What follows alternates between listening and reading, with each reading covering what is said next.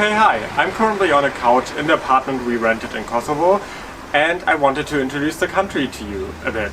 Now, the reason I'm making this video is because when I went here first in 2017, a lot of people told me that they'd be afraid to come here, they thought it's still dangerous, and it's actually not, it's quite peaceful, and I wanted to change the public perception a little bit. This video is going to be structured into 5 chapters, with one being me introducing you to a few facts about the country while I'm sitting on this very couch, and then we go into the footage we took in 4 separate towns. However, you cannot look at this as an absolute travel guide, since we only had a couple hours in each town. We probably missed most of what you have to visit in the towns, and also there's many more places in the country we didn't even go to. However, I'm still trying to, give you at least an idea of what Kosovo looks like. Kosovo declared its independence over 13 years ago in February of 2008, and even today it's only recognized by 97 UN member states. However, its slow ascent into independence has a much longer history. As early as the 1st century BC, it was trapped between being annexed and controlled by various kingdoms and other empires, so it didn't really get the chance to become its own country for pretty much the entirety of time. And then in the late 19th, early 20th century, when the Ottomans were defeated, it was passed on to Serbia and Montenegro, which both joined Yugoslavia, which also forced Kosovo into that position. So independence was the thing they probably strived for a long time, but never really were the chance to get. And then throughout the 20th century, tensions between Albanians and Serbs living in the area of Kosovo arose and grew over time, which led to a lot of violence and eventually led to the Kosovo War of 1998 and 1999, which is also what culminated into Kosovo declaring its independence eventually. Albeit its massive Muslim population, Kosovo is strongly secularized and has a strong strive for freedom for religion. And I think it's ranked like the 9th most tolerant country towards other religions and atheism, which is pretty impressive, to be honest. Islam itself mostly came through the Ottoman rule, and the Muslim population nowadays is ethnically mostly Albanian, Slav or Turks. Generally speaking, the architecture in Kosovo was mostly influenced by all the different cultures that controlled it over time. So you see a lot of different types of architecture, but most notably to me are the old Ottoman houses that you find in a lot of towns. And I feel like that's enough of an introduction, so let's go into the towns. Right now I'm standing in Peja, the 4th most populous city of Kosovo with 48,000 inhabitants. It is situated in the west and backed by a mountain range that is also a national park that we're not going to go to because we don't have the time for that, and you also barely see it in the background. There's a lot of mountains in every direction, honestly, like what you're seeing probably now. Even though the city right now seems very calm and very lively, since the 19th century it has been the site of nationalistic aspirations from both Serbs and Albanians, resulting in intense conflicts and even violence a lot of the time, which is something that feels unbelievable to read or hear or know when you're seeing the town like it looks right now.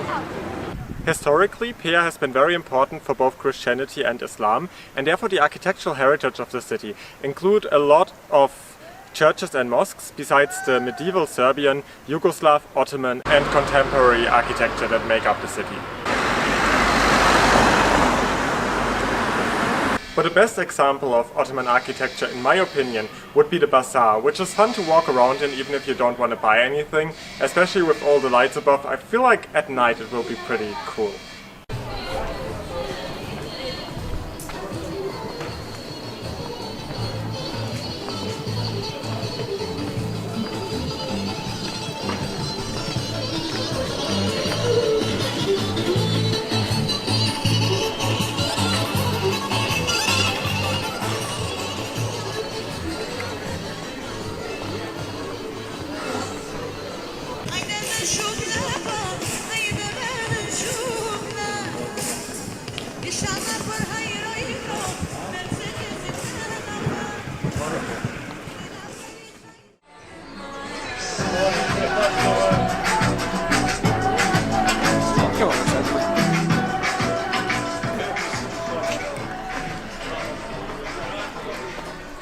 Right now I'm standing in front of the old town of Gjakova at a part that is somewhat under reconstruction, so ignore the mess that the road is right now. Gjakova is the 7th most populous town in Kosovo with about 40,000 inhabitants, and it has been inhabited since prehistoric times, so there's a lot of history here. Also, it lies between some valleys and mountains, so it's probably a good place to go to when you want to go into the nature. Something we have no time for, but I would recommend you to do. And it's in the southwestern part of the country. Ever since the Ottoman rule, Gjakova has been an important trade center, which is why the bazaar was built in the first place, since that's more of an Ottoman thing, I would say.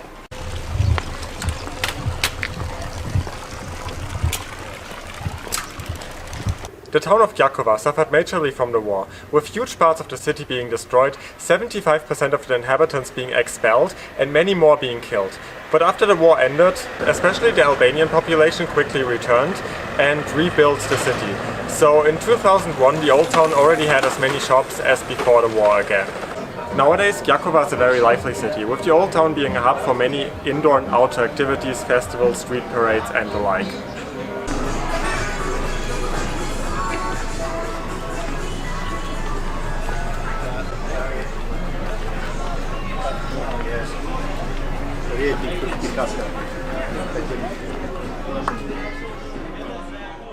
The so-called Radu Mosque, which was built in the 16th century, is located right in the middle of the bazaar.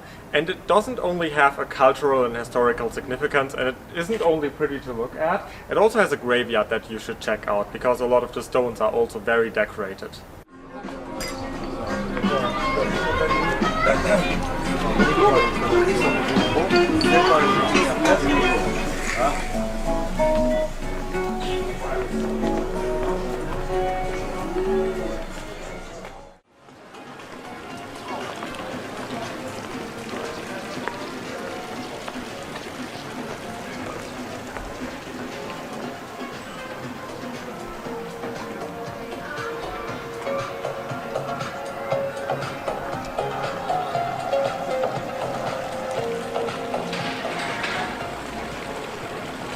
Right now I'm standing in front of the old town of Prizren, which is in the southern part of the country.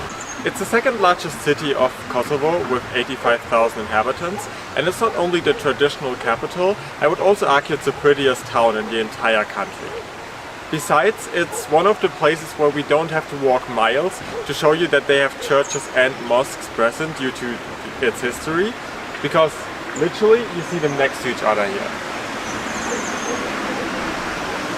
Now the history sections in the sources I'm using were far too long and complicated to even come up with anything comprehensive about the history of the town.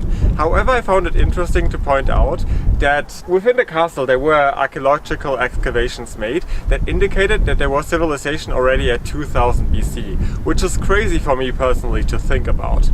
The town itself was around the latest in the 11th century. I'm not sure when it was founded, there wasn't any clear statement I could find.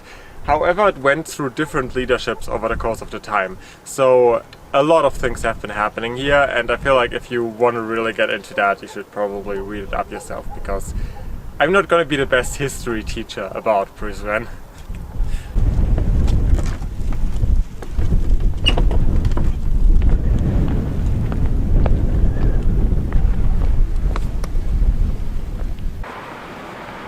Honestly, apartment blocks like these ones are always so fascinating to me, because they look so different from what we have, and sometimes they might seem a little run down, but then again maybe they're just very luxurious on the inside, who knows. I would love to know that, but like, that's not really a chance we have.